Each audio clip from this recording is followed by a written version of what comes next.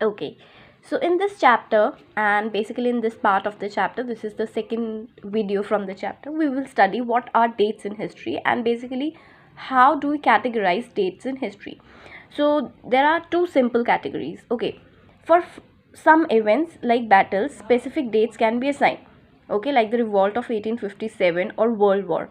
Basically there are two kinds of events. Okay, some other events which are related to battles, like for example if certain fight took place. Okay, so we remember the date this fight took place on this year, so we can give a year or a date to that particular event.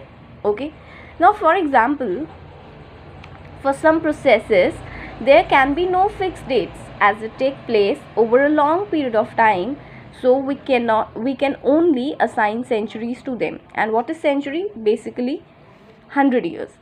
Now let's suppose if I am saying that during the freedom movement, okay, I had, or the local people had, a sense of awakening or a sense of patriotic feeling or a sense of nationalism. So can you say that a national feeling emerged in this particular year? No. Or if I say a sense of nationalist feeling emerged on Friday, this date, this evening? No, we cannot. Also, even not just about a rise of a feeling, even for a more bigger events for which we cannot give a decade.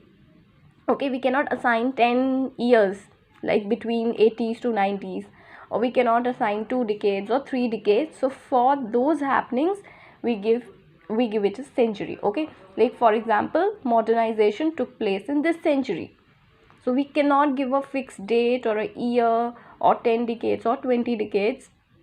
Or yes, 20 decades.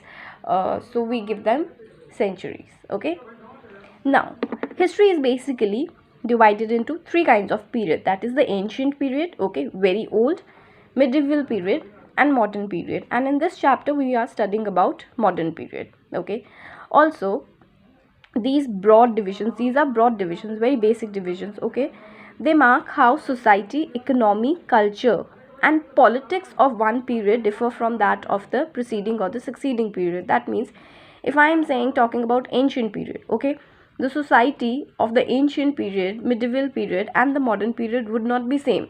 Okay, there would be some kind of or the other kind of changes, also the economy, the culture and the politics. So all these major things will be different in all of these periods. That is how we categorize these different periods. Okay, now some historians say that change from the ancient to medieval period, okay, occurred with the arrival of Turks in India. The process of setting up an empire brought about profound changes in the way of life of people.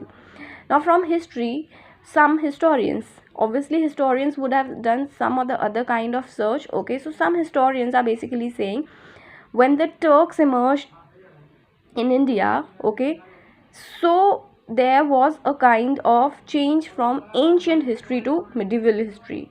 And when they start forming their empire, when they start establishing their empire, so the life of the people, it actually got changed. So that is why when with the arrival of Turks, a different period to history was given. Okay, similarly the change from medieval to modern occurred with the arrival of British on the shores of India. Okay, how can we say that this period was modern?